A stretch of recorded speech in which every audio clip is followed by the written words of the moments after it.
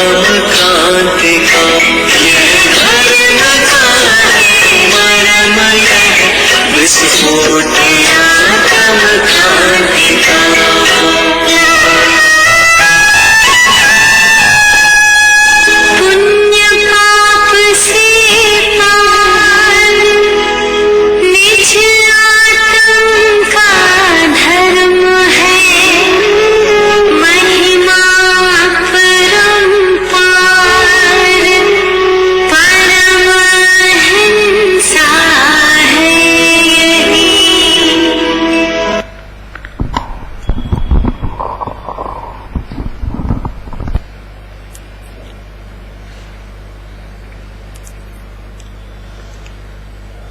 जय श्री ओम नमः सिद्धेभ्यः। जय श्री ओम नमः सिद्धेभ्यः। जय श्री ओम नमः सिद्धेभ्यः। ओंकारं बिंदु संयुक्तं नित्यं ध्यायन्ति योगिनः, कामदं मोक्षदं चैव ओंकाराय नमो नमः। अविरल शब्द गणोग प्रक्षाले सकल भूतल मल कलंकान, मुनि पासी तीर्था सरस्वती हरितोन्दृतान, अज्ञान तिमिरान धानां ज्ञानांजन शलाकया चक्षुरं येनितं येन तस्मै श्री गुरुवे नमः। परम्पराचार्य गुरुवे नमः। मंगलम भगवान वीरो मंगलम गौतमो गणी, मंगलम कुंद कुंदार्यो जैन धर्मोस्तु मंगलम।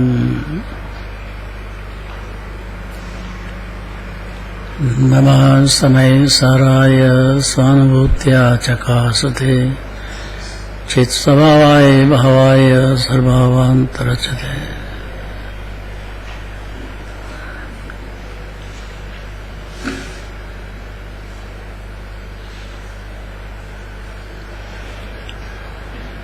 पद्मनंदी आचार्य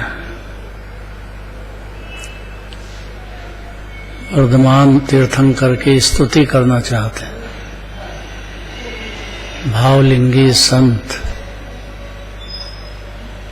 कषाय रस का भोग, 3 कषाय के अभाव का। हिमल जी कौन सी 3 कषाय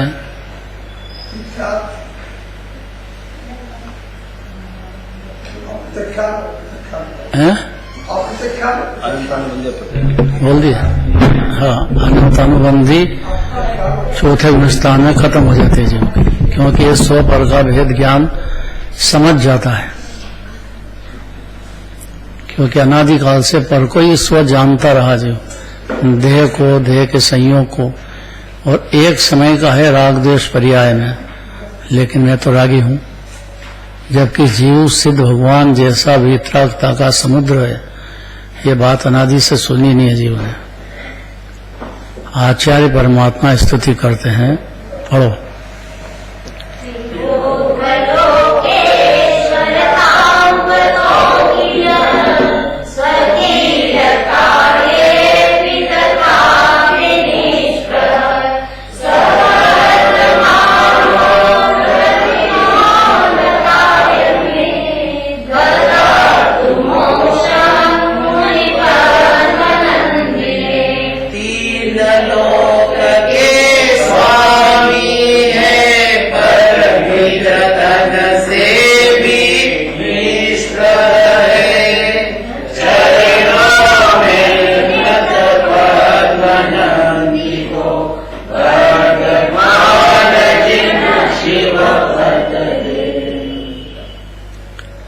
ऐसा कहते हैं कि मेरे को मोक्ष पद दीजिए आप।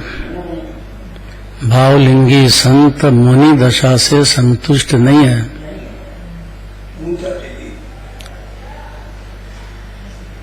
इसलिए खाली सम्यक दर्शन से संतुष्ट हो जाने का काम नहीं है। ये तो अभी शुरुआत है जीव को कि शरीर से भिन्न हूं मैं, राग देश पर्याय में हो, लेकिन मेरे द्रव्य में है ही नहीं।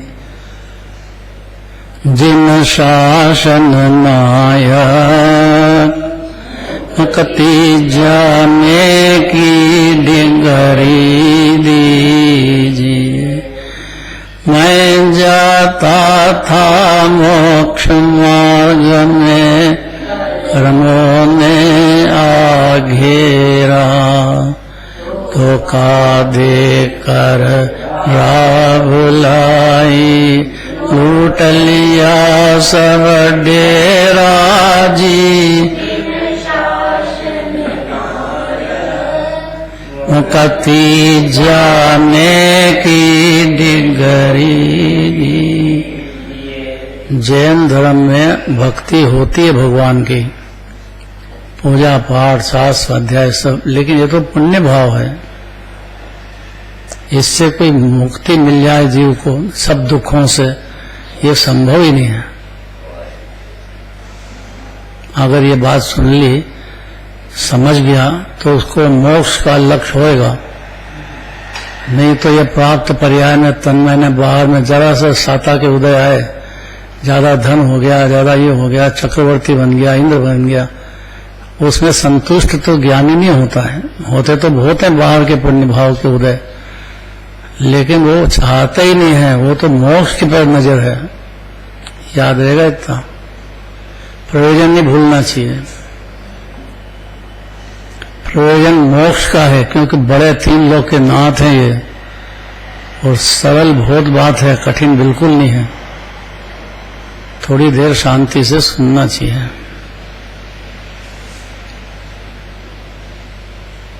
ऐसा ही कहते हैं, देखो पद्मनंदी आचार्य, जो 3 लोक के ईश्वर होने पर भी अपने शरीर से अत्यंत निष्प्रह हैं। अभी हाल भावलिंगी संत भी शरीर से इतने निष्प्रह नहीं हुए हैं, आड़ लेने का भाव आ जाता है उनका, श्वास रचने का भाव आ जाता है, भगवान के दर्शन भक्ति का भाव आ जाता है। लेकिन अनंत परमात्मा टोटल निष्प्रह है। 3 लोग जानते हैं, 3 काल देखते हैं, 12 सभा देखते हैं। मुनिराज ने गंधर्व देव टोले के टोले बैठे हैं, मुनिराजों के समोषण में बैठते हैं कि नहीं? आवाज आ रही है कि नहीं? चेहरे पे प्रसन्नता नहीं दिख रही है। यहाँ तो थोड़ी चिंता छोड़ के बैठो, क्योंकि प्रसन्न चित्त को ही उतरेगी बात ही है। पहली शर्त है, 3 लोक के नाथ के दरबार में आए हैं, कोई छोटी जगह आए हैं, दिगंबर जैन धर्म है ये कोई मामूली बात नहीं है। यहाँ तो अंतर से प्रसन्न चित्त होना चाहिए कि मोक्ष मिलेगा। खाली सम्यक दर्शन की बात नहीं है ये, या बाहर के बहुत धूलधानी हो जाए पुण्य का उदय, उसमें कुछ नहीं है। ये तो एक मन से होम दो, तब तो पूजन करने खड़ा होएगा जी। पुण्यम समग्र मेक मनाज होमी। हे प्रभु, मैं पुण्य के लिए नहीं आया हूं आपके पास। एक मन से सारे पुण्य भाव को और पुण्य के फल को होम देता हूं मैं। इतना मूर्ख नहीं हूं मैं कि आपको देख करके मैं मोक्ष से कम की भावना करूं।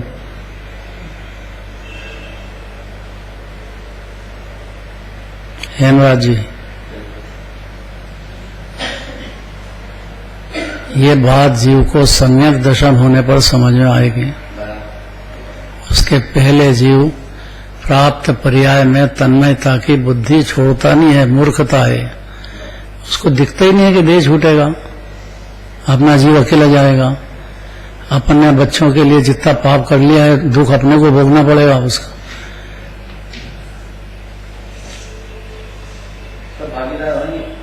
है जिसने भी खाया कमा के दिया, खाया सभी भागीदार होना। तो 2 सगे भाई थे और 2 नरक में चले गए।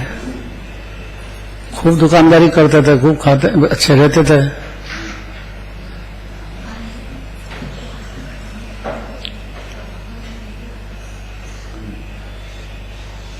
अब 2 ही भाई नरक में, और मार काट चालू होगी आपस में। नरक में तो यही काम है। तो वो छोटा भाई कहता है बड़े भाई से कि मेरे को क्यों मारते हो आप? तो बड़ा भाई कहता है कि भाई मैंने तेरे से कब कहा कि दुकान पे मगन रहे, तेरे से तो कहा ही था कि तो तुम क्यों रहते थे, मेरे को तुम्हारा राग था इसलिए मैं रहता था, तो तुमको भी नरक जाना पड़ा और मैं भी नरक में हूं। ये परिग्रह इतना दुष्ट है, ये परिग्रह का विकल्प तो मिथ्यात्व है ना, वो तो परिग्रह को बढ़ाने की धुन बने मिथ्या दृष्टि जीव है ये। अनंत भाव फिर भटकेगा, इसको ये समझ में नहीं आ रही बात। अकेला आया है, अकेला जा रहा है, कोई परिवार वाला अपना पुत्र ही साथ में देता, घरवाली नहीं देती, तीसरा कौन आएगा देने, इतना नहीं सोचता जीव को। बहुत आरंभ और बहुत परिग्रह रखने का भाव नरक गति का कारण। हाँ, नरक गति का ही कारण है। और भाव ज्ञानी को भी होता है, लेकिन वो जानता है कि बुरा है और उससे भेद ज्ञान करके और अपनी आत्मा सिद्ध भगवान से मिलान करके अपने को सिद्ध समान समझ जाता है, मान लेता है जीव कि ये मैं आत्मा कोई छोटी मोटी हस्ती नहीं हूं, ये सिद्ध की खान हूं मैं, अनादि अनंत हूं मैं, आत्मा आनंद का सागर हूं मैं। मेरे को सुख के लिए कौन चाहिए बाहर का पदार्थ, और कौन सा संयोग मेरे को सुखी कर देगा। अगर कर देता होता तो जंगल में क्यों मुनिराज गए।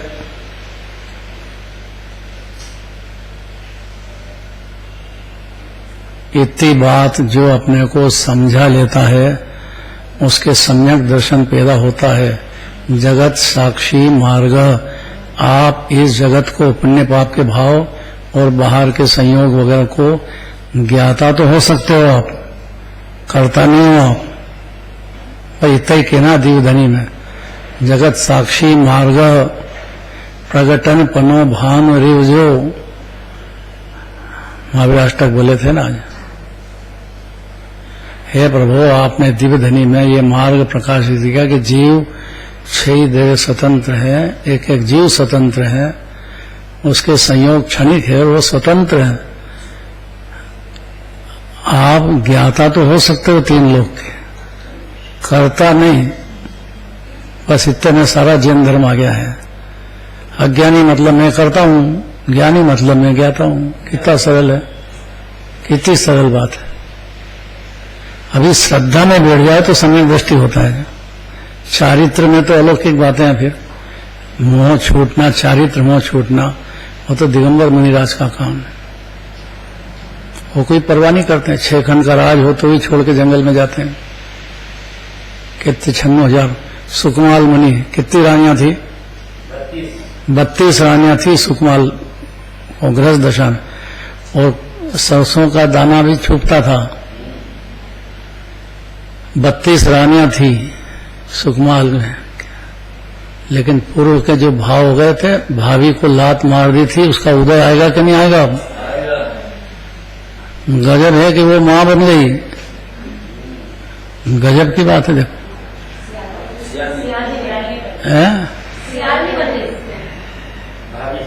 अरे वो आगे की बात है, पहले क्या हुआ? पहले के इस जन्म में जो मां थी सुकौशल मुनिराज की नहीं, वो जो है सुकमाल मुनि रस्सी बांध के, रस्सी माने उसके क्यों पीछे उतरे हो कि ये जो माँ है ये मेरे को इजाजत नहीं देगी। कोई मुनिराज बाहर आए हैं, उनको तो ये भी नहीं मालूम था कि मेरे पिताजी हैं जो मुनिराज बन गए थे। उनको तो मुनिराज को देखते से उछले एकदम अंदर, भावना हुई कि मैं तो इनके पास किसी शांत मुद्रा से बैठे हैं बगीचे में बाहर। मुनिराज तो जंगल में रहते हैं ना, तो वहां छुआ सा कर दिया उन्होंने, उनको भी नहीं मालूम। वो तो करे क्या, चलते चलते चलते चलते कहीं नहीं यहाँ आ गए। इतना टाइम हो गया बरसात का, तो तुम उसके पहले वहां चौमासा स्थापित कर दिया उन्होंने। मैंने संकल्प ले लिया कि इस जगह से मैं बाहर नहीं जाऊंगा कहीं भी।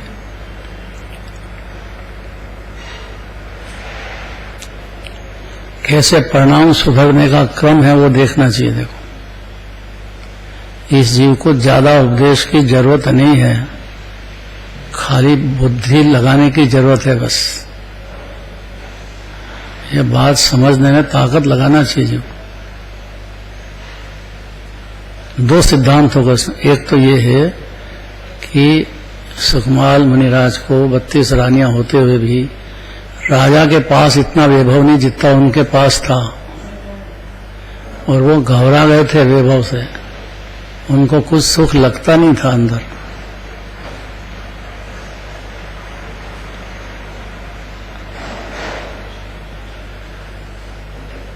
जो उड़ाते थे कपड़े उसी का ही घड़ी करके उसका रस्सी बना करके, तो उनको मन में तो आया कि माँ से इजाजत ले मैं। ऐसा जरूरी है कि परिवार से इजाजत ले लेना चाहिए आपको मुनिराज बनने के पहले, नहीं तो उनको क्लेश हो जाएगा। उनको समझाओ, और उनमें कोई विरक्त वाला हो तो वो भी बन जाए तो अच्छी बात है, क्योंकि संसार में सुख तो है नहीं कुछ भी।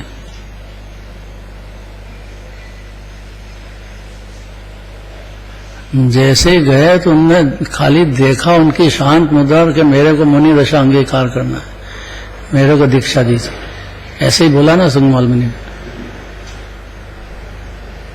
और मुनिराज बन गए। लेकिन जो माँ पे पहले भाभी पे पांव से मार दिया था, लात मार दी थी, उसका उदय अब आया। आया कि नहीं आया? 3 दिन तक लाश खाती रही, वो शरीर पैर को चूसती रही सियालनी बन के। तो मोक्ष के प्रेमी हमने कर्मों से लड़ते देखे, क्योंकि मोक्ष का जिसको लक्ष्य हो गया है उसको पूर्व जन्म में या पूर्व काल में जो भाव कर लिए हैं उसका उदय तो आएगा ही आएगा। इतना समझ लेना चाहिए, दूसरे को दोष नहीं देना चाहिए बिल्कुल। अपने परिणाम खराब हुए हैं तो उसका उदय आएगा ही। पाप का है तो उसका भी आएगा, पुण्य का है तो उसका भी आएगा। आएगा तो सही।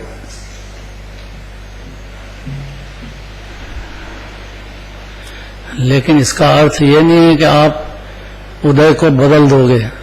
जिसके भाव में हुआ है, भाव पूर्व में, उसका उदय उसको भोगना पड़ेगा।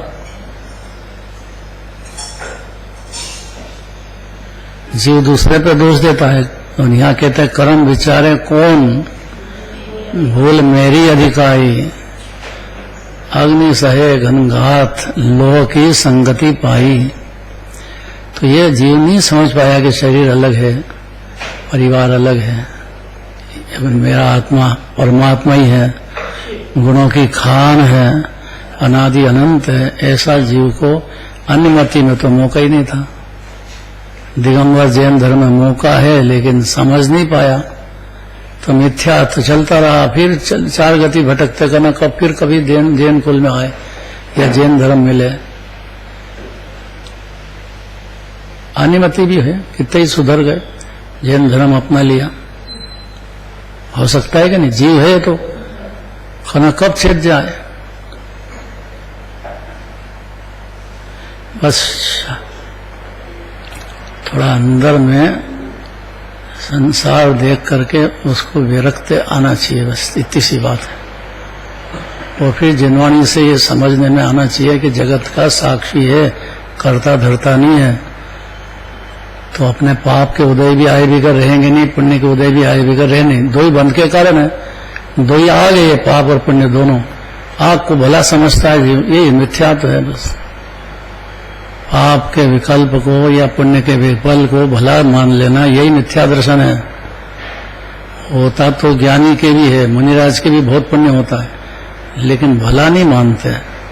मान्यता में मिथ्यात्व नहीं है, इसीलिए चारित्र में बढ़ गए आगे। शांति और आनंद बढ़ती चली गई पर्याय में, और कोई रास्ता नहीं है जीव को ये समझ में आना चाहिए बात।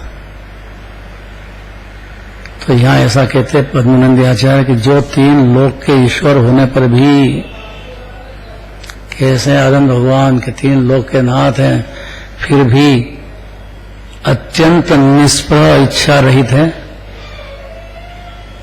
आनंद भगवान के देह छूटता है, समोषण छूटता है, संयोग छूटता है, तो कितने आकुलित होते हैं। थोड़े बहुत तो होते होंगे। जैसे जीव यहाँ देह छूटता तो कैसा घबराता है, कांपता है बुरी तरह से कि मैं क्या करूं, मैं तो मर जाऊंगा। मरा है ही नहीं, पर मानता यह है कि मैं मर जाऊंगा। देह मानता है ना अपने को। ये कोई देह से भेद ज्ञान सरल बात नहीं है। ये बहुत अनंत पुरुषार्थ है जीव को इतनी बात को हजम करने में। हजम का मतलब पचाना में। खाना ज्यादा खा लो, अब पचाने की ताकत तो देखो, नहीं तो हाजमोला सर ढूंढेगा, वो हाजमोला चाहिए उसको। विक्रांत, कठिन तो नहीं पड़ रही है। देखो क्या कहते हैं आचार्य, कह रहे हैं सरल बात है बिल्कुल। दो ही तो बात कह रहे हैं कि आप जगत के साक्षी हो सकते हो। 6 द्रव्य है जगत में, आपका पुत्र हो, कैसा भी हो, आप साक्षी तो हो सकते हो, उसको चेंज नहीं कर सकते। ये तो बहुत सज्जन है, श्रीपाल को मिल गए संस्कार तो बैठा है यहाँ। नहीं तो सरल नहीं है कि पुत्र भी बैठ जाए जिनवाणी तक, तो दर्शन करने आ जाए ना, वही बहुत बड़ी बात है। ये देखो जवान आ गया हमारा, ये बचपन से ही जोरदार रहा है। क्या नाम? हर्षिल। तेरा नाम थोड़ी है। हाँ, आत्मा हूं मैं, शरीर शरीर का नाम मैं हूं ही नहीं। अरे ऐसी बात बोलना तो सीखना चाहिए कम से कम। तो मुंह हिलेगा थोड़ा सा, नहीं तो डूब ही जाएगा पूरा। नाम है ही नहीं, अपना नाम बढ़ाने के लिए आखिर जिंदगी लगा देता है जीव। क्या सार है उसमें? जरा सा पाप का उदय आया, कौन याद करता है? और याद कर ले तो इसको क्या मिलता है उसमें? ये बातें बहुत कठिन है सुनने में। भाव में तो बहुत सरल, पर सुनने में ही बहुत ताकत है जीव। समझ जाए तो सरल है, नहीं समझाए तो मुश्किल है। तो आचार्य कहते हैं कि है 3 लोक का ईश्वर होने पर भी अनंत भगवान ने अपने शरीर से अत्यंत निष्प्रभ माने इच्छा रहित हुए 3 लोक के नाथ अनंत भगवान को 13वें गुण स्थान में पूरी तरह से निष्प्रभ हो गए। वह तो दिगंबर मुनिराज ही निष्प्रभ है, लेकिन अभी संजलन कषाय जितना राग है ना, हार लेने जाते हैं, जगत के जीवों का कल्याण हो ऐसे शास्त्र रचने दे रहे हैं। कोई बहुत जिज्ञासु दिख जाए सरल तो उसको उपदेश भी दे देते हैं। अनंत भगवान आप खूब पूजा करो तो उनको कोई प्रसन्न निष्प्रभ है, और कोई मूर्ति जो उठा के ले जाओ तो भी उनको प्रत्येक कोई द्वेष तो है नहीं। जैनी जैन धर्म के निंदक पंचम काले जोरा। तो भगवान जानते हैं केवल ज्ञान में ये जैनी है, जैन कुल में आ गया, फिर भी जैन धर्म की निंदा करता है। ऐसा पंचम काल है तो भगवान को तो राग नहीं है, बिल्कुल भी इच्छा नहीं है, राग होता ही नहीं भगवान को। जानते तो है कि नहीं, तो निष्प्रभ है बिल्कुल। बोलना जितना सरल है, अंदर उतारना इतना अनंत पुरुषार्थ है जीव को। होश में आए, थोड़ा थोड़ा दिखेगा अगला जन्म होना ही वाला अपना, तो होश में आए, नहीं तो कैसे आए? बहुत कठिन पड़ रही होगी बातें, तो बोलने में बहुत सरल है, हजम करने में बहुत कठिन है। दाल वाफले हो, लड्डू हो खूब, और लड्डू खा लिया खूब, अब हजम करो, बहुत कठिन है। नींद आने लगी है पहले तो। ये जिन वचन है, और आचार्य परमात्मा खुद कह रहे हैं कि भाई जैसे जयंत भगवान को देह का बिल्कुल भी इस पर मोह नहीं रहा, देह छूट रहा उनका, लेकिन उससे कुछ निष्प्रय है पूरे, उसी तरह से ऐसे भगवान महावीर स्वामी को नमस्कार करते हुए एक भावना करते हैं कि मुझ पद्मनंदी मुनि को मोक्ष प्रदान करे। खाली मुनि दशा में संतुष्ट नहीं है वो, तो सम्यक दृष्टि जीव सम्यक दृष्टि में कैसे संतुष्ट हो जाएगा? ये तो एक श्रद्धा अपेक्षा से बात है। कि आत्मा आनंद की खान है, आकृति में अनादि अनंत है, ऐसा भाव भाषण में तो आ गया है जीव चौथे गुणस्थान में। लेकिन कुटुंब परिवार का राग, घर वाले का राग, बच्चों का राग रहता ही रहता है। बड़े बड़े चक्रवर्ती हों उनको भी रहता है। भगवान के दर्शन पूजन का राग रहता ही है, नहीं छूट सकता है। तो पद्मानंदी आचार्य को भी राग है, शास्त्र रचने का भी राग, इतना बढ़िया शास्त्र लिखा है, पूजन भी बना दी। एक ही भगवान, एक ही मुनिराज है ये जिन्होंने पूजन बनाई, नहीं तो मुनिराज पूजन नहीं बनाते हैं। भक्ति तो होती है उनको, लेकिन अष्ट द्रव्य से पूजा नहीं करते हैं, क्योंकि परिग्रह है ही नहीं उनको, तो क्यों करेंगे। जो गृहस्थ दशा में है उसको परिग्रह भी है बाहर का, तो उसको भावना अष्ट द्रव्य से पूजन की होती है। और एक एक पूजन में, एक एक अर्घ में अनादि से चले आए दोष का अंत करने की भावना है पूजन में। जन्म जरा मृत्यु विनाशनाय काहे के लिए करते हैं?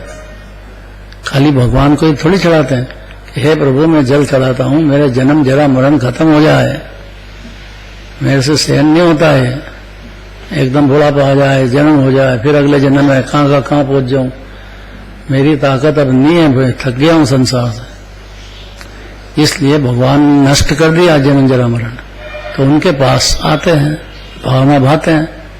संसार ताप, मेरे से पुण्य पाप ये संसार है, अब सहन नहीं होता है, दोनों आपके पुण्य पाप दोनों नष्ट हो गए, इसलिए आपके पास आया हूं, मेरे संसार का ताप माने विकल्पों का त्याग खत्म हो जाए, और विकल्प नहीं रहे तो अनंत हो जाते हैं। और अनंत भगवान की इसीलिए पूजा सेवा करते हैं। काम वाण विध्वंसनाय, ये सब आठों कर्म जो है, या जो भाव कर्म है हो रहे हैं 8 ही प्रकार के, वो प्रयोजन है अष्ट द्रव्य से पूजन करना। ऐसा नहीं है ये श्वेतांबर में नहीं है ये बात। वहां तो भगवान को उंगली लगा दो, बस होठ पे उंगली लगा दो, कपड़े पहना दो भगवान को, लंगोट लगा दो, ये सब ऐसा चलता है उधर। तो यहाँ ये पोल नहीं चलती दिगंबर में, यहाँ तो भावना ही दूसरी है कि हे प्रभु जैसे आपके शरीर छूटने पर भी आपको बिल्कुल भी निष्प्रता रही, ऐसी मेरे भी हो जाए। गजब की बात है। जब भावलिंगी संत कह रहे हैं तो बाकी की कैसी दशा होगी। घबराता है जीव, देह छूट जाए तो, संयोग छूट जाए तो आकुल व्याकुल होता है बहुत। अनंत अनुबंधी का होता है, अभी तो इतनी बंद हो जाए, इतनी बहुत बड़ी बात है।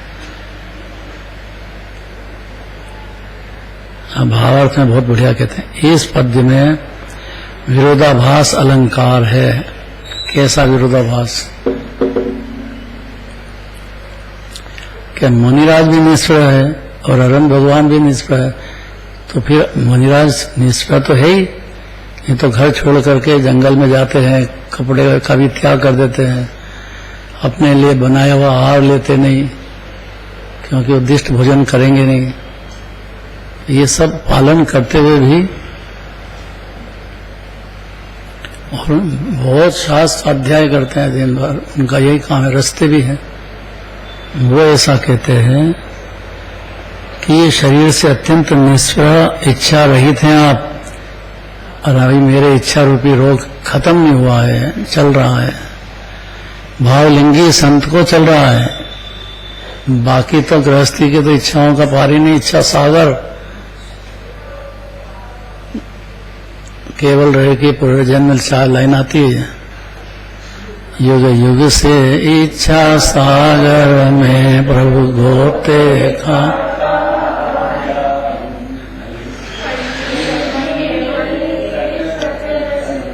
अनुपम सुख।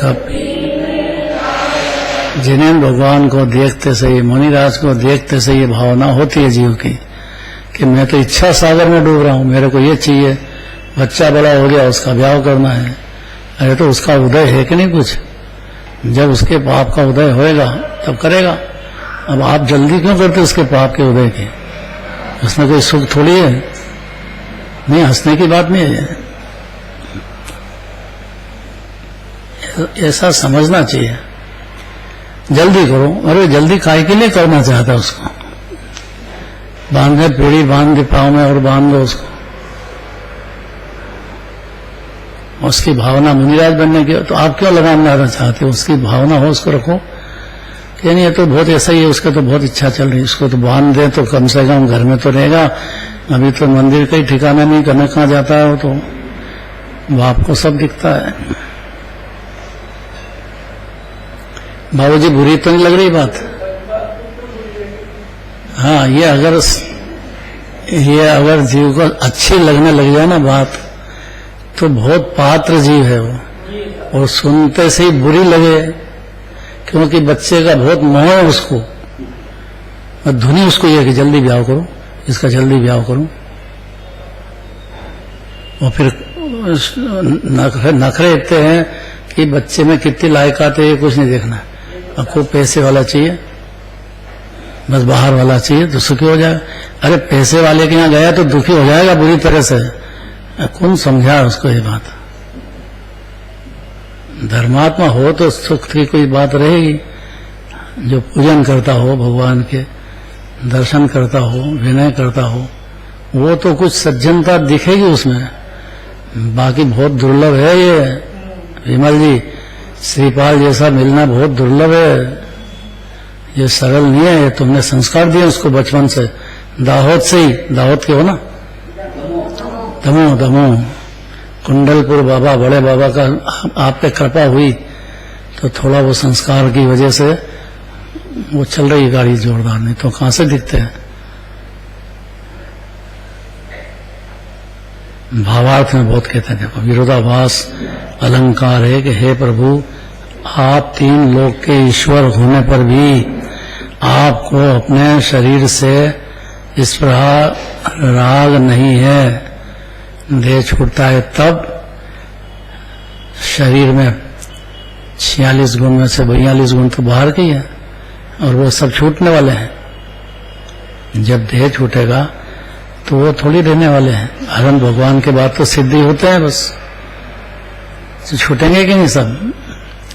लेकिन भगवान को बिल्कुल भी इच्छा रही नहीं, निष्प्रह।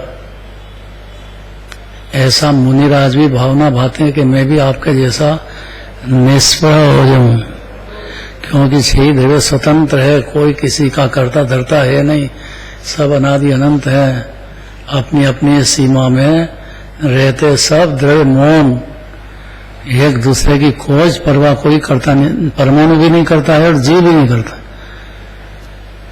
छह द्रव्य नहीं करते हैं। ये बात नहीं समझता है जी, समझ जाए तो क्या नहीं रहता नहीं।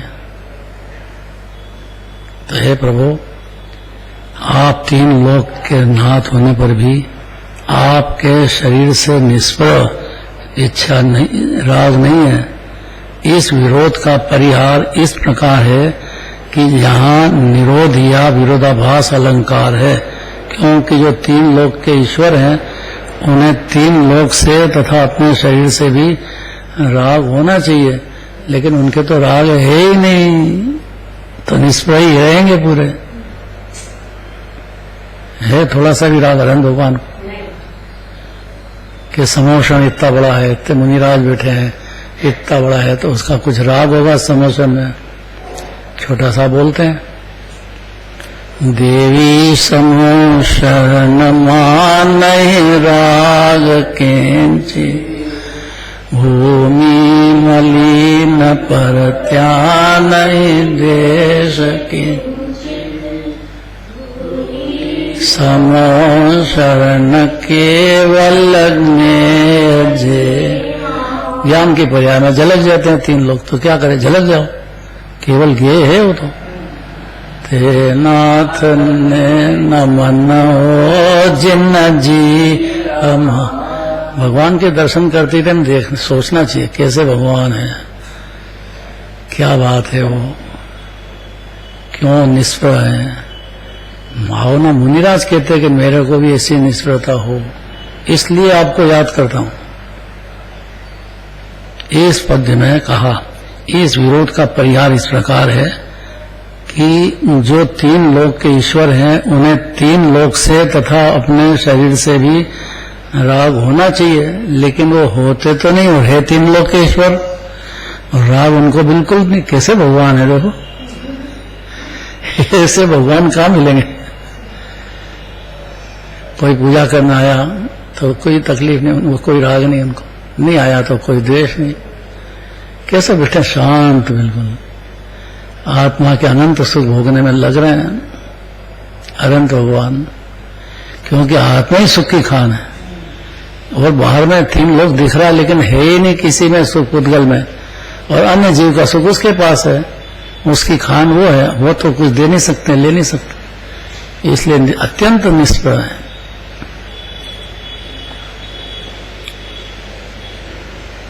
आप सर्वज्ञ होने पर भी तीन लोक के ईश्वर हैं, तथा वीतराग होने से आपको अपने शरीर से भी स्पृहा नहीं है। वीतराग शब्द बहुत बड़ा है, क्योंकि जीव खुद वीतरागता का समुद्र है, एक समय की पर्याय की बात नहीं है। ये जीव बना ही हुआ वीतरागता का कंद है, और साथ में अनंत अनंत गुणों का दरिया भरा पहले से ही, निगोज से ही, और आज भी कुछ बिगड़ता नहीं जीव का। अनादि अनंत पूरा आनंद का अनंत गुणों का खान विरासता है जीव।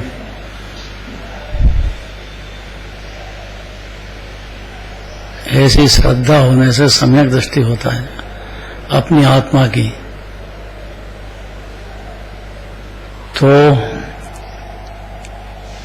हे प्रभु, आप वर्धमान होने पर भी जन्म अंतिम है, तब यह भी विरोध का था, विरोधाभास अलंकार है। क्योंकि यदि आप वर्धमान हैं तो आप अंतिम कैसे हो सकते हैं? बढ़ना चाहिए और बढ़ना चाहिए और अंतिम सीमा हो गई, अब क्या करे, क्या केवल गे जेमा, तीन लोग तो दिख रहा है, और क्या बाकी देखना रहेगा। सारे जगत के जीव पहले का जन्मों का समोषण में पूछते हैं, 100 जन्म पहले मैं कहाँ था, आगे कहाँ रहूंगा, मेरे कितने जन्म बाकी है, भगवान जानते हैं कि नहीं। और समोषण में कोई भी जीव पूछे तो जवाब मिलता है कि नहीं।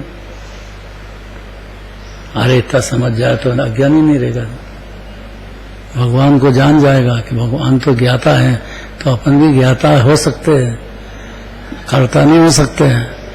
तो फिर ये जन्म मरण कैसे रुके? कि निष्प्रह होना पड़ेगा जीव को, अर्थात बाहर के पदार्थों से, अन्य जीव से, स्त्री पुत्र आदि से भी निष्प्रह रहना पड़ेगा उसको।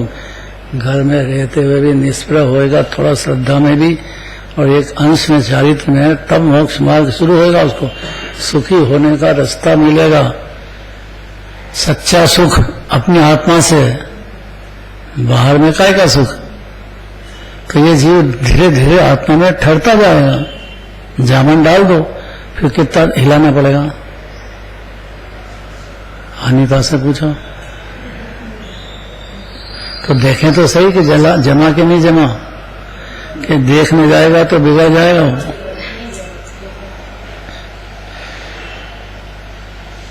कैसी कैसी उल्टी बातें करते हैं।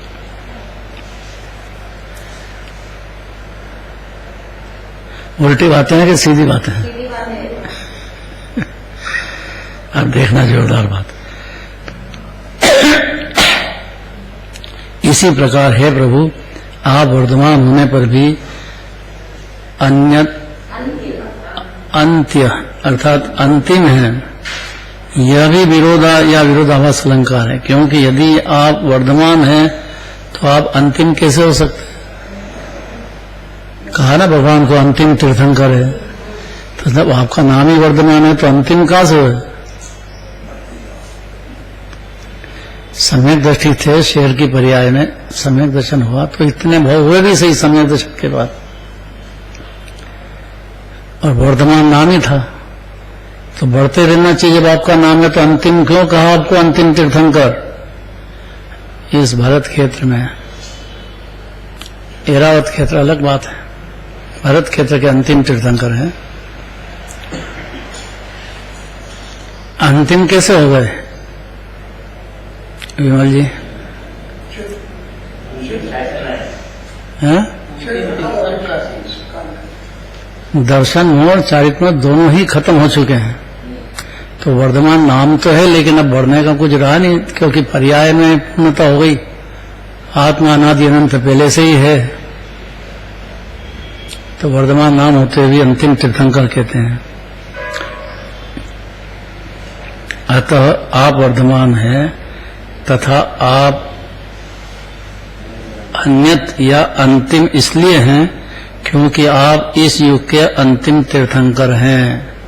24 भगवान हैं, इस भरत क्षेत्र के 24 भगवान हैं। ऐरावत क्षेत्र के भी अलग है, वहां भी भगवान होते हैं। द्रव्य पक्ष से तो आपका वर्धमान नाम है, पर भाव पक्ष से आप केवल ज्ञानादि गुण रूप पृथ्वी को प्राप्त पूर्ण हो गए, पूर्ण हो गए। तो वर्धमान है तो और बढ़ना चाहिए, अब बढ़े कहाँ से बढ़े? पूर्ण हो गए तो कर सकते। बच्चा है, स्कूल कॉलेज में पढ़ाया उसको, अब एमए पढ़ गया, डॉक्टर बन गया, कि अब और स्कूल जाऊं मैं, अब और काहे के लिए जाए?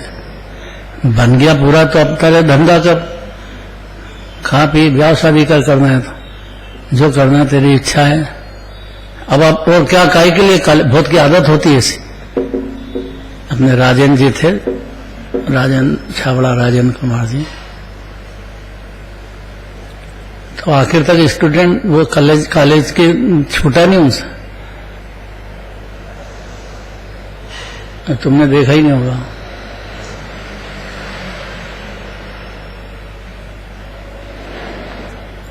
आप पास हो गए तो अब आप जो सीख गए उसका करो, डॉक्टर बन गए, वकील बन गए, वो धंधा करो, आपको करना है। अब कॉलेज क्यों जाते हो आप? जब आपका नाम वर्धमान है तो अंतिम क्यों शब्द कहते हो आप? ये अलंकार लगाना चाहते हैं कि भाई भाव पक्ष से आप उत्कृष्ट केवल ज्ञानादि गुण रूप वृद्धि को प्राप्त हैं, अतः आप वर्धमान हैं तथा आप अन्यत्य या अंतिम इसलिए हैं। देखो तर्क लगाए, क्योंकि आप इस युग के अंतिम तीर्थंकर हैं, इसलिए अंतिम का पर्याय पूर्ण हो गई, इसलिए वर्धमान कैसे कहे? खाली वर्धमान पूर्ण हो गए फिर ही आपको वर्धमान कहते हैं। हाँ, विश्व माने पुण्य पाप, और विश्व नाम की कोई चीज नहीं है, बाकी तो 6 देव भी नहीं, सब अलग ही है। अपनी पर्याय में विश्व माने पुण्य और पाप की आग लग रही है, विकल्प जाल की, यही विश्व है। इसी से कर्म बनते, इसी से 84 लाख नहीं भटकता है। भगवान के बिल्कुल नहीं रहा, लेकिन फिर नाम वर्धमान है। तो ये मेरी प्रार्थना है कि आप मुझे पद्मनंदी मुनि को मोक्ष प्रदान करें। तो भगवान कर देते हैं क्या? भगवान तो नहीं करते हैं, लेकिन उनका स्मरण करने मात्र से मेरे को अपनी शुद्धात्मा में लीन होने का पावर मिलता है। इतना सबको समझ जाना चाहिए। भगवान के दर्शन करने का सीधा अर्थ ये है कि आपको आत्मा का पावर चढ़ना चाहिए, क्योंकि ये आत्मा ही परमात्मा है, ये अनादि अनंत है, इसका अंदर ही अंदर पावर चढ़ना चाहिए। बोलने की बात नहीं है, दूसरे को सुनाने की बात भी नहीं है। अरे खाली एक क्षण चढ़ जाए सम्यक दर्शन ज्ञान चालित हो जाता है जीव के, एक क्षण चढ़ जाए बस पावर अपनी आत्मा का जीव को, उससे क्षण ज्ञान ही होता जीव। तो इसी में अनंत पुरुषार्थ है जीव। कितने ही सांस पढ़ लिए, कितने ही करे, दूसरे के दिखे बस ये बड़ा है, ये आप बड़े हो, अनादि अनंत हो, ये कब सुनेगा जीव? इस वाक्य में भी विरोधाभास झलक रहा है, क्योंकि यद्यपि आप किसी को कुछ देते या किसी से कुछ लेते नहीं है, फिर भी स्तुतिकार ने ऐसी प्रार्थना की है करके अपनी भावना प्रदर्शित की है कि मेरी परिणति में जो संजलन कषाय रह गई है, भावलिंगी संत कह रहे हैं, ये भी छूटे और 7वें गुणस्थान 8वें गुणस्थान की श्रेणी लगा करके और मैं मोक्ष मैंने अनंत दशा प्राप्त कर लूं, इस भावना की भावलिंगी संत भी भावना करके हम स्तुति करते हैं। इति पद्मनंदी आचार्य विरचित पद्मनंदी पंचसूत्रिका नामक ग्रंथ में श्री 24 तीर्थंकर स्तवन नामक 16वां अधिकार पूर्ण हुआ। कल से सुप्रभास्कर नया अध्याय प्रारंभ होगा। लास्ट में कैसा स्त्रोत करना है इसकी चर्चा। अब तो एक वर्तमान पर जो विचार हुए हैं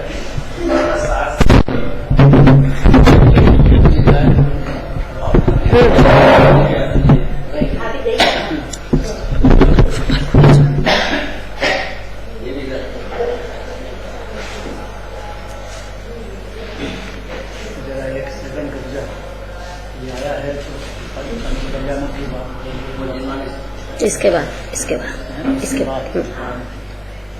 आदरणीय दादाश्री, उपस्थित जिन चरणानुरागी भव्य जीवराजों, सुर असुर नरपति वंद्य को, प्रविनष्ट घाती कर्म को, प्रणमन करूं मैं धर्म करता तीर्थ श्री महावीर को। आज हमने पद्मनंदी आचार्य के द्वारा श्री वर्धमान तीर्थंकर की स्तुति का श्रवण किया। वास्तव में आचार्यवर ने ज्ञान में प्रभु का साक्षात्कार किया है, और प्रभु का साक्षात्कार अर्थात आत्मा का साक्षात्कार। भावलिंगी संत भी पूर्णता की भावना रखते हैं, तो सम्यक दर्शन से संतुष्ट नहीं होना चाहिए, क्योंकि संत गण भी भगवान के दर्शन करते हैं, भक्ति का भाव रखते हैं, शास्त्र रचने का भाव भी होता है। तो बहुत सारी बातें आई, अज्ञानी कैसा होता है, ज्ञानी कैसा होता है, और प्रभु कैसे हैं। तो कैसा होता है अज्ञानी कि अनादि से पर को स्व जानता है, प्राप्त पर्याय में तन्मय होता है।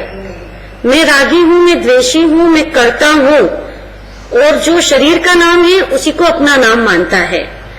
और जो संयोग में परिवर्तन होते हैं तो बहुत आकुल व्याकुल होता है, कांपता रहता है हर समय भय से, और इच्छा सागर में डूबा हुआ रहता है। लेकिन जो ज्ञानी है इसके विपरीत, वो पुण्योदय में संतुष्ट नहीं होता, जिसका मोक्ष का ही प्रयोजन होता है, और जो पुण्य को नहीं चाहता, और जो ऐसा मानता है कि मैं कोई छोटी मोटी हस्ती नहीं हूँ, मैं सिद्ध समान परमात्मा विराजमान हूँ, कोई मुझे सुखी नहीं कर सकता क्योंकि मैं ही सुख का सागर हूँ। और इस प्रकार से वो घर में रहता हुआ भी घर से निष्प्रह रहता है, और उसका मोक्ष मार्ग शुरू हो जाता है। सच्चा सुख अपनी आत्मा से उसे अनुभव में आने लगता है। और एक उदाहरण भी दिया था जामन डालने का, कि जामन डाल दो तो फिर अपने आप दही जमता है। ऐसे ही शांति और आनंद उसकी पर्याय में बढ़ता चला जाता है, ऐसा ज्ञानी होता है।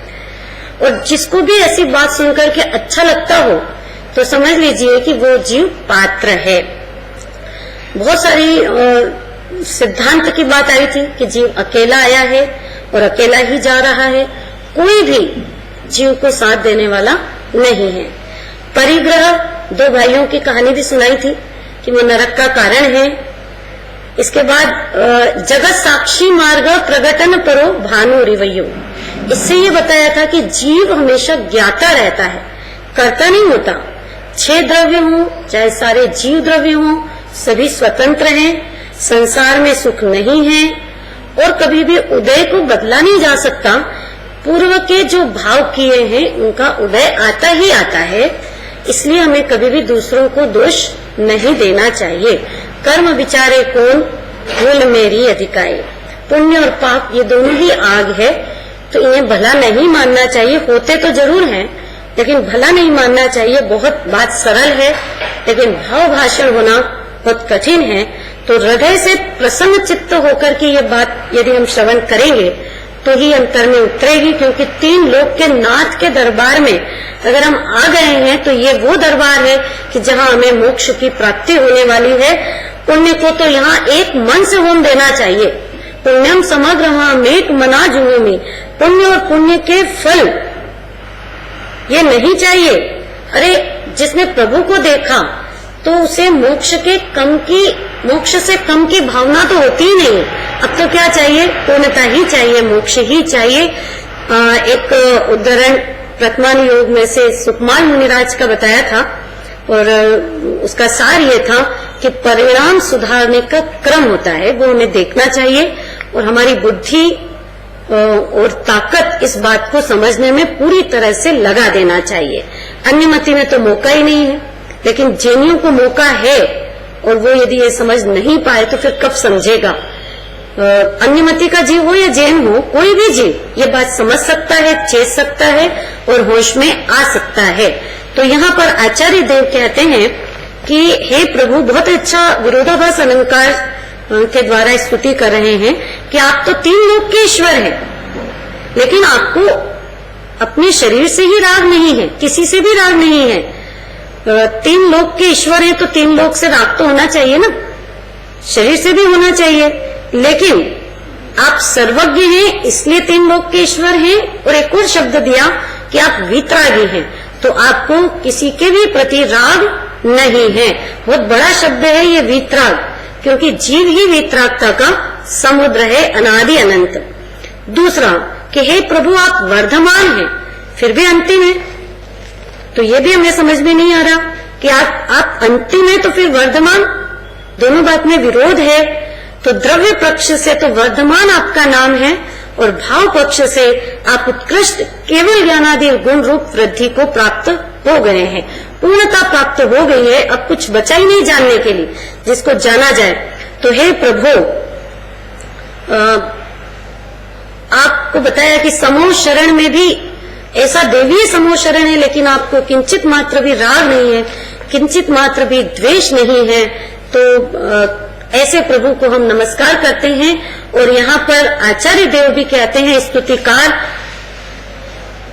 कि यद्यपि प्रभु आप किसी को कुछ देते नहीं है, कुछ लेते नहीं है, लेकिन आप मुझे प्रार्थना करता हूँ कि आप मुझे मोक्ष को प्रदान करें, क्योंकि आपके दर्शन और वंदन करने से किसका पावर मिलता है? शुद्धात्मा का, शुद्धात्मा में लीन होने का। और एक क्षण भी यदि ये पावर हमें चढ़ जाए तो हम उसी क्षण ज्ञानी बन सकते हैं। तो ऐसा पावर हमारे अंदर चढ़े और परम शांत चैतन्य रस का हम अनुभव करें, ऐसी भावना के साथ अब जिनवाणी स्तुति विक्रांत जी।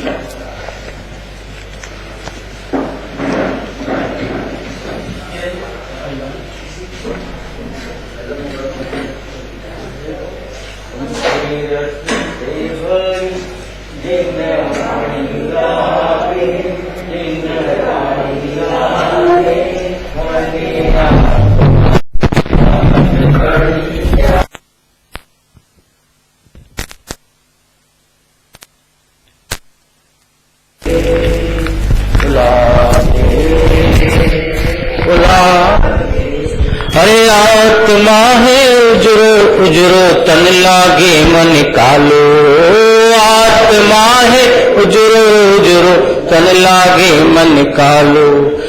आत्मा की बात अपने मन में बसा लो, मन चेतना की बात घनी प्यारी लागे, घनी प्यारी मने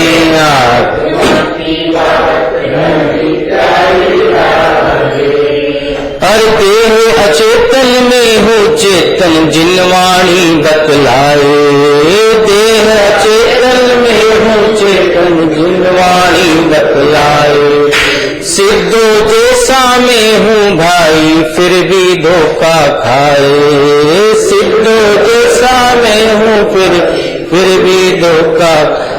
अरे मान ले तू चेतन भैया काहीं लागे, थारो काहीं लागे।